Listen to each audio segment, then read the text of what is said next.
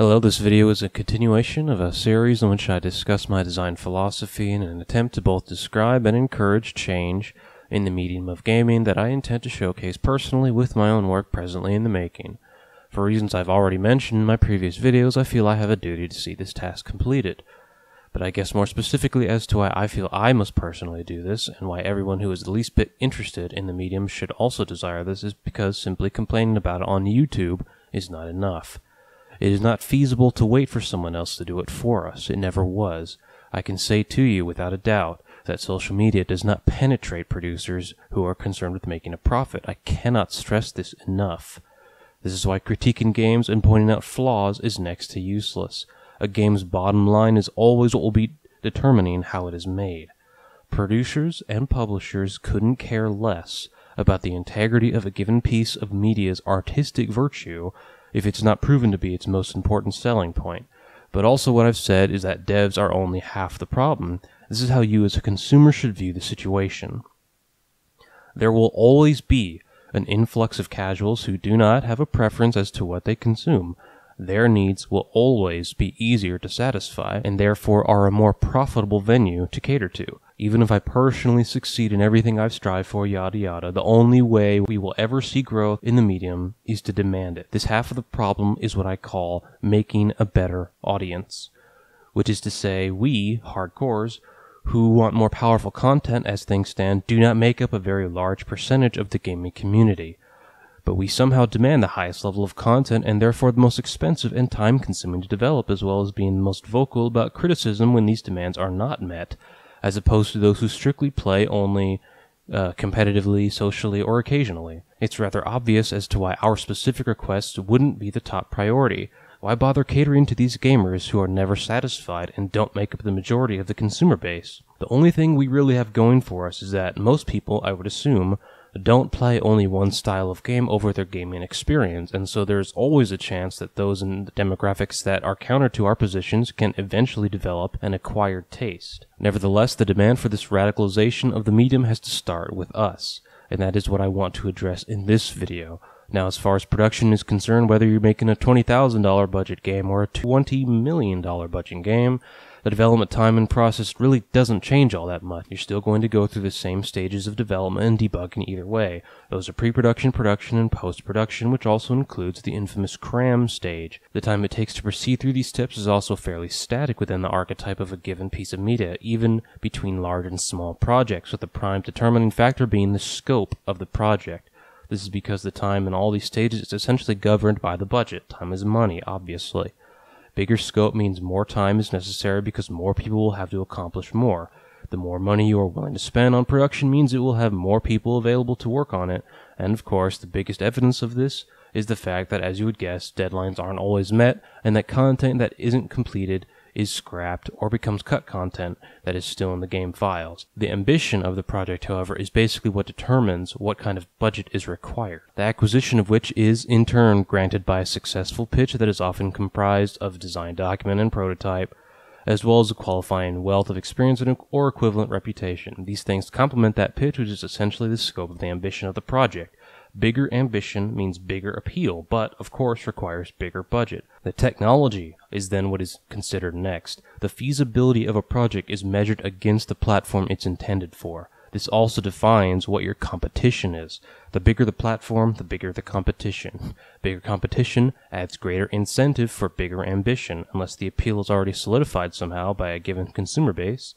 And these days, hardcores are hardly ever the target base, as it will always be more profitable on paper to appeal to casuals who make up a majority. Bigger competition means bigger standards, and thus cost continues to be driven up as you need to have better graphics, voice talent, massive content, testing, quantity, quantity, quantity. And so you can see how trivial those voicing opinions on places like YouTube, even as a collective community, can be in the face of the sheer number of all these facts and factors. This remains true of a great deal of the genre, especially anime, and even more so for the Western audience, who has pretty much no pull or representation in the development of the content, and rightly so. So, all that considered, ambition is what really determines how we should view and assess content, by what they actually try to accomplish, by what they promise to deliver and whether or not they do so. This specifically means that we shouldn't judge content by what the game doesn't even attempt to deliver, or by what it never alleges to have. This is the basis by which we can assert a standard of performance, not necessarily quality, but performance, in accomplishing what it sets out to do. In particular, this serves to explain whether a game can be considered simple or complex, with the distinction being directly related to the amount of content that is conveyed purposely. Basically, a complex game uses the assets it puts into play in a manner that serves a function other than aesthetic. A simple game does the opposite. It uses content purely as aesthetic. Some examples would be character avatars, an NPC that is present in the game that cannot be interacted with or ignores most of what's happening in the game, especially in relation to the player's actions, can be regarded as purely aesthetic detail. Same goes for environments. Trees, for example, that cannot be touched or affected by player actions is purely aesthetic. But on the other hand, trees that are programmed into the game with several different values that are used in calculation that affect the game's outcome in some way are therefore more closely related to the conflict. Values like weight, flammability, collision mesh, and so forth. Likewise, NPCs that you can talk to or obtain things from or give things to, kill for benefits, and so forth, are all more closely related to the conflict. But things like lore can also be simple and complex. A lore that has impact on the plot versus being little more than a text prop is another strong distinction between simple and complex, respectively, the latter of which I would say is the more common type of lore. I bring this up because, as I think I've already proved, writing is the most important aspect of aesthetics. But when your writing doesn't really serve a purpose or serves one that is heavily cliched, then it is basically absent. No one even notices. And as always with setting-based conflict, you can tell which type of given piece of content is if you ask the following question. Would the game change if you replace a piece of content with another, or even remove it completely? In simplicity, the majority of the time it is no, and with complexity, the opposite is generally true. Now, the standard by which the totality of a game can be represented as simple or complex will always vary, so it is best done on an aggregate scale. The rule of thumb being that as you progress as a player and a person, you are typically, though I will certainly take the effort to say, definitely not always, less and less impressed with simple games. The plain logic being that if everyone were satisfied by simple game concepts like platforming in the Mushroom Kingdom, more elaborate games would not exist or have a strong market. Thus we have a group of hardcores. But one thing I'm not too certain many understand is the necessity of simple games in the market. Not to just sustain the industry, but also to isolate and perpetuate core precedents. You see, complex games need to be able to assume the player already has some gaming experience, some grasp of those concepts. This is done by familiarizing them with jargon and such. The duty of a complex game developer like myself is to expand the precedents and create new ones. So as an antecedent of the new precedents, the core concepts have to already be instantiated by simple games. In other words, you need franchises like Call of Duty before you can have a Borderlands. You need a Mario World before you can have an Assassin's Creed. You need a Legend of Zelda before you can have a Binding of Isaac. You need a Metroid before you can have your precious Dark Souls. This is what I like to call entry-level games. They are simple games for casuals that appeal with mostly aesthetic and are not meant to be taken all that seriously. This is because they don't claim to be more than they are, and normally don't require or demand the budget to prove otherwise. Mario never promises to have compelling plot. Zelda never promises to have character development. Metroid never promises to be allegorical. Call of Duty never promises to be anything more than cancer for 12-year-olds.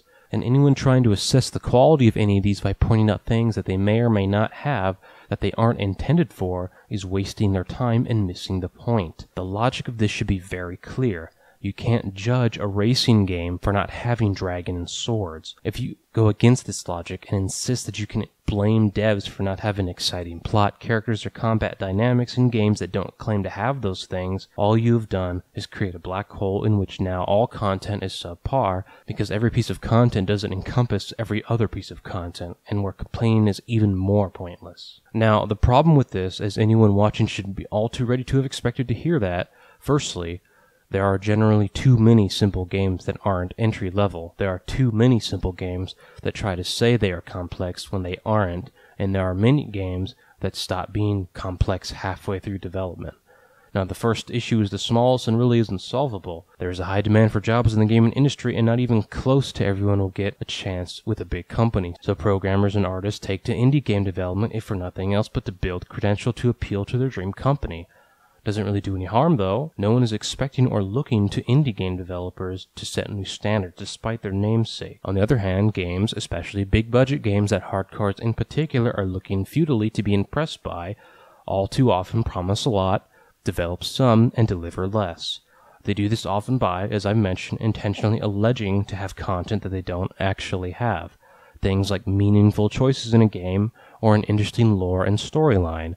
We all know what it feels like to be underwhelmed by a conflict or character motivation.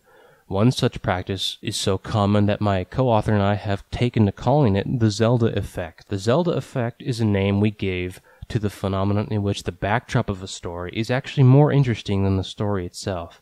Now, despite the fact that I hate most of the games I've mentioned so far, this is no discredit to the Zelda franchise. It's called the Zelda effect only because it actually occurs in every Zelda game to date as far as I know, but doesn't actually really matter because once again, Zelda never promises to have compelling story. In fact, they have no problem with literally recycling the same plot every game. If you find someone criticizing this part of Zelda, feel free to call them a dumbass. Now, what I mean by backdrop is how the backstory seemingly already concluded and whose climax would appear to be more interesting than what the player partakes in. For some clarity, in Ocarina of Time, the Master Sword and medallions are already in place before Ganondorf is up to no good.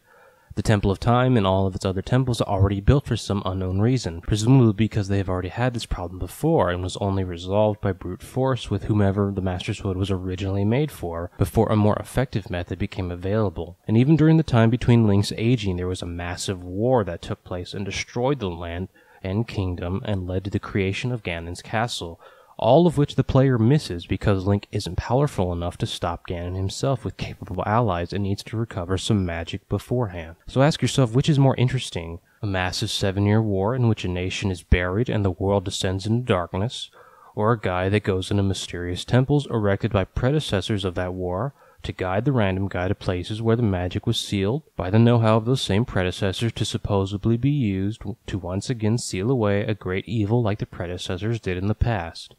The obvious question to anyone who would pose such a story is, why isn't the player just playing during the interesting part? What sense does it make to have the most interesting and awesome events take place before the player's involvement? This is an example of the lore being an aesthetic without real substance or legitimacy, because if the backdrop of your story is more complex than the story itself, then you have your priorities misplaced, and is often a strong indicator of the use of presuppositional logic. And to pick on Zelda again, when your conclusion necessitates so many factors to be in play to get the conclusion you want against the setting's intuitive logic, the counter to presuppositional logic, you end up with more backstory than story. Once more to be clear, if you need more backstory than present story to explain your present story, you, more often than not, aren't doing a good job. Examples of intuitive logic in Ocarina of Time that need these workarounds or don't have any explanation at all would be how children can live in a forest without aging and how a regular person can end up there without them noticing, how a random child can infiltrate a castle and meet with royalty, the reasons why this random kid is needed by a princess to do things an entourage of vassals couldn't do themselves if all you need to do is play a song, the reason as to why Ganon didn't just kill to get these same items or use hostages as leverage before killing them. These are just things that stand out that would literally change everything about the game of Ocarina of Time in the first hour and doesn't even touch anything dealing with the loosely defined magic and so forth. These things are what you would assume would happen normally in this setting according to your intuitive logic and therefore need to be negated with presuppositions, or just plain out ignored by suspending your disbelief. To clarify, presuppositional logic is basically an argumentative tool used to argue a point by assuming the conclusion first and then working backwards to try to fill in the blanks in a way that supports your conclusion instead of the other way around where your premises should lead to your conclusion deductively. In fiction, this is one of many tools that more talented writers use to try to fix the mistakes of more careless writers to give the illusion of depth with jury-rigged explanation. This is a technique that is being employed much more these days, in fact. In particular, in content related to the comic franchise that, for reasons I've already stressed in my other videos, don't particularly care about consistency, hence the latest iteration will try to take care to explain away what were obvious contradictions in the past. Perhaps the best examples of this in games would probably be the latest Batman games and series, where Batman is shown to have armor and has tons of different gadgets that serve to explain how he somehow really doesn't have superpowers, other than the plot of plot armor and plot convenience, despite what was clearly no more than tights and a cowl originally. Also worthy of note is the trend brought about through criticism of the fact that he never kills people and forces the same reoccurring villains to eventually commit crime again, and has become the point of philosophical turmoil where, beforehand, there was no explanation for this behavior except as an obvious production oversight to the comics, TV/franchise reboots flowing smoothly. Presuppositions are what filled the void that explained this behavior. But what's humorous is that the current trend now is for Batman and his allies to address this vocally, which is a form of concession on the part of the writers that the original idea was unsustainable. And to their credit, it's more believable from what I hear, but is still obvious to veterans, like myself. Likewise, it becomes obvious that this patchwork is put to use to salvage some concepts that weren't originally designed with enough care, as is evident when the intuitive logic is more appealing than the presupposed and often cliched logic. Another way to look at this, for those who are familiar, is the use of Occam's razor in writing. Nevertheless, the entire purpose of explaining fiction is perhaps the same answer to those who ask, why bother making sense of fiction at all? Why bother trying to make realistic what isn't real and is make-believe? Why even exert the effort? Do you really have to? Well, plainly stated, yes, verbosely, because the weight that suspends disbelief dictates what is palatable to the audience's intelligence. People have a different level of acceptance that draws a line as to what they will literally entertain in their mind versus what they will see as complete espoused nonsense, like One Punch Man.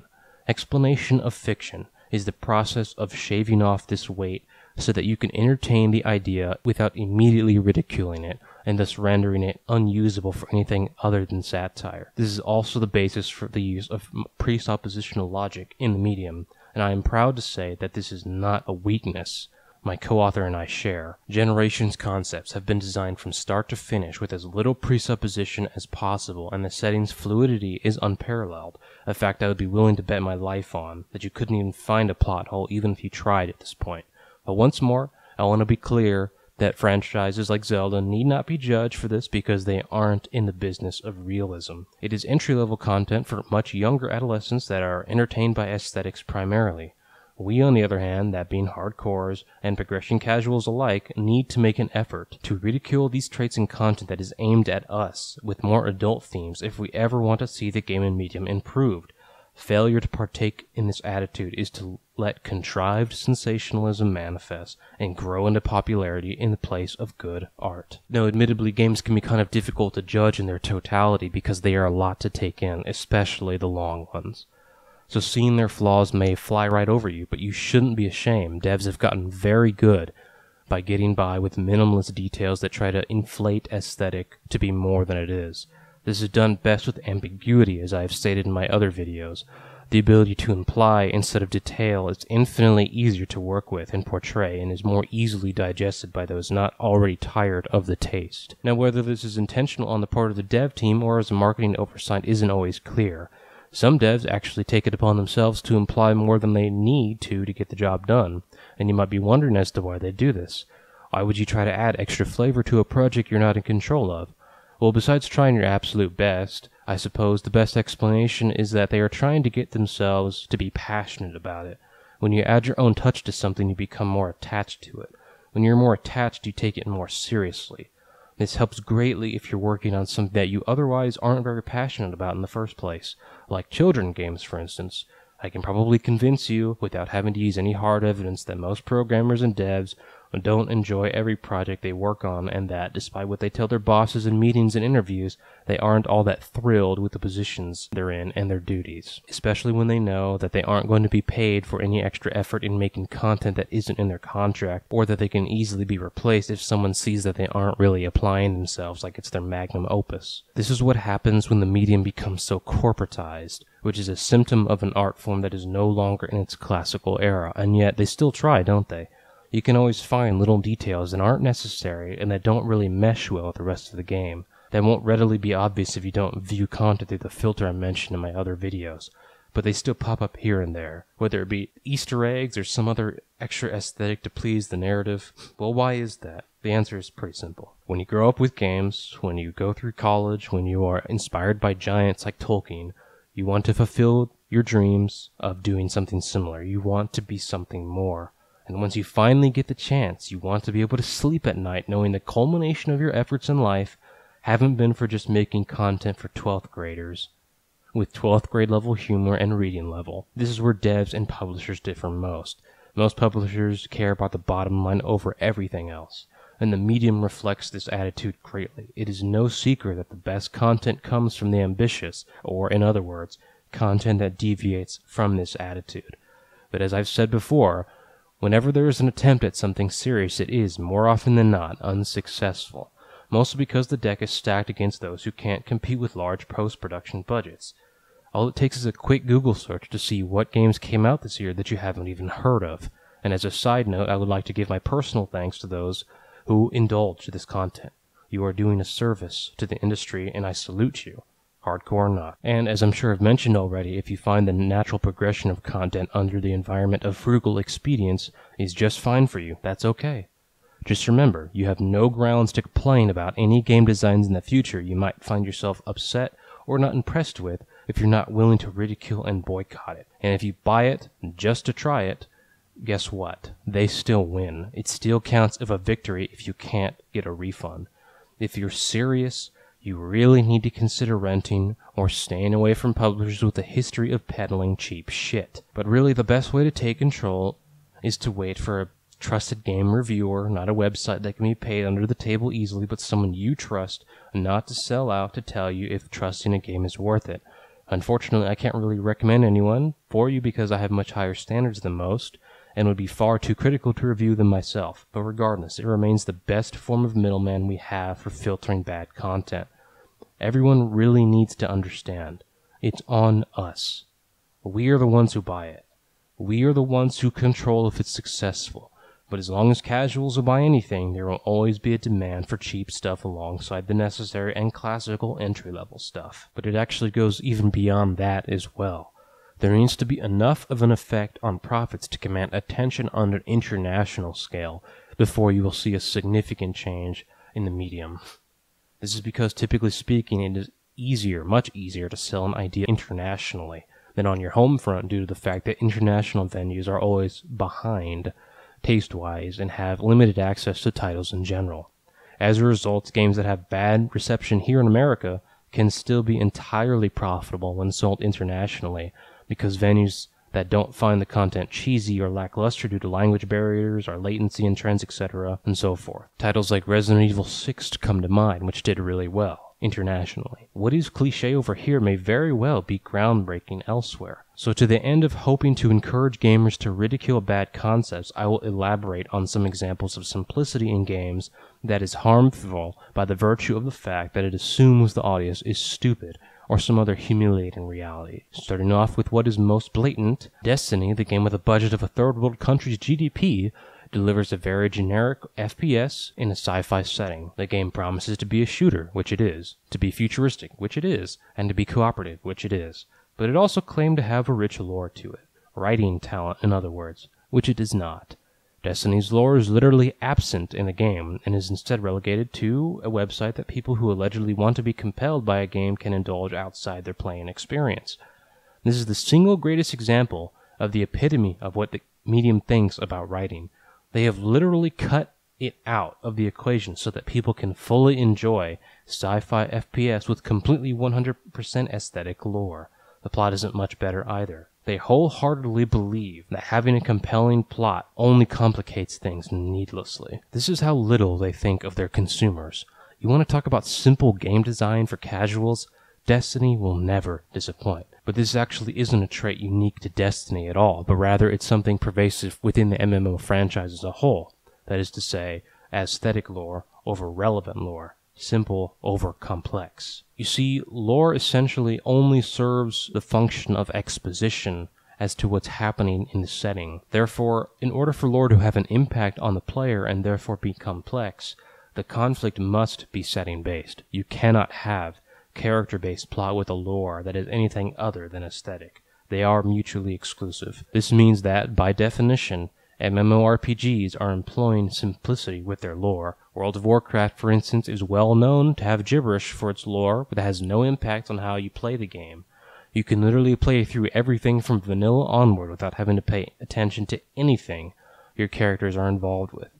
There is no point to keeping yourself informed as to what's happening because there is nothing to gain from it. Again, if you can bother to compel yourself to be entertained by this, so be it. Just know, you probably care more about the lore and setting than the people designing it. This is the most classic case of lore as an aesthetic. It contributes nothing towards the game and is meaningless. Blizzard themselves has openly admitted this fact about their lore. It's basically an afterthought to them. They are all too willing to sacrifice anything about the setting in favor of gameplay aspects, and who could blame them? Well, unfortunately, there wouldn't be a problem except, once again, it's that they claim to have what they don't. They attempt to have something that they are all too willing to advertise as a selling point without any care for developing it whatsoever. They are the biggest self-proclaimed fantasy RPG that has absolutely nothing of substance to its fantasy. It is trivially easy to find forums, of which several people can attest to not having even paying attention to the lore. But the truth is, this really isn't all that surprising. It's actually an inherent part of MMOs. Content has to be recyclable, otherwise people will stop playing it once they beat it all, just like a regular game. So obviously they need to keep things repeatable with some kind of incentive to repeat it, e.g. treasure and levels/leaderboards. However, when everything about the task you're completing becomes uncompleted immediately after you're done and available to do again, you are essentially cutting out the sense of accomplishment. You are diminishing the ability to portray progress and conclusions against the setting-based conflict in an effort to give everyone a try and be able to reuse the same content, which, as I've proved before, is not the equivalent to more content. And if you can't make progress toward the conflict, then literally everything you are doing in the scope of the game is also pointless, by definition. If you can't actually succeed, then you can never actually fail either. It's a problem with no solution, so trying is actually pointless. If you were to impose content that can only be completed once per playthrough in an effort to prevent this, then you are going against the idea of an MMO.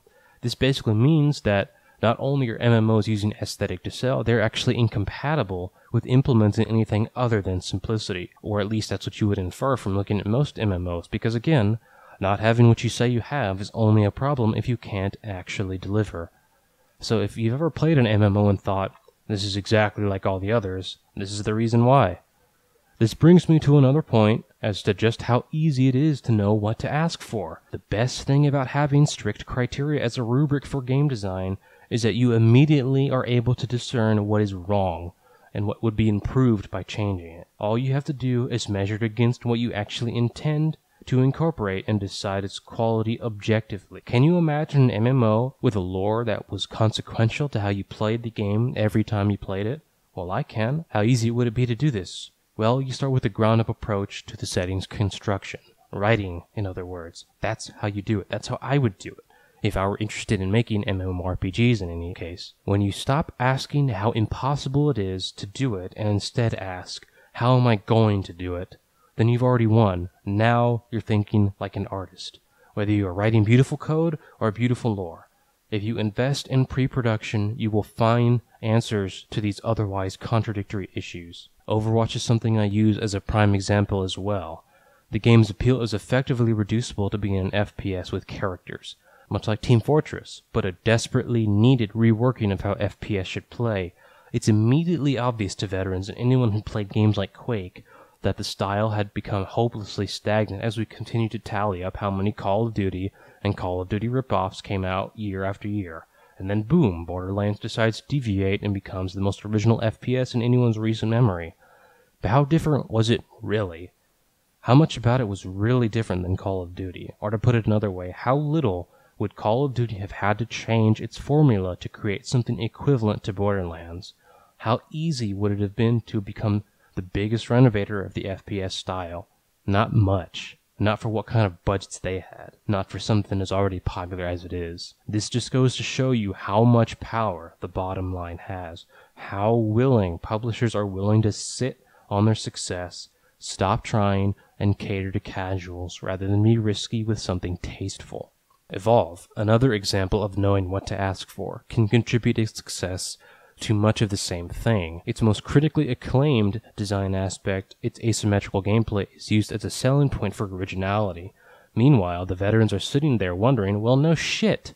How obvious has it been for so long to make a game where people don't play on an even playing field? The first thing I remember thinking after hearing people had blown their loads over this aspect and how innovative it was, gee, I thought people had realized that that worked since the first Mario Party. I didn't understand why people thought this was so incredibly original, albeit once again, it was quite necessary, as the industry is constantly breaking records for being stagnant with innovation, so I understood the hype.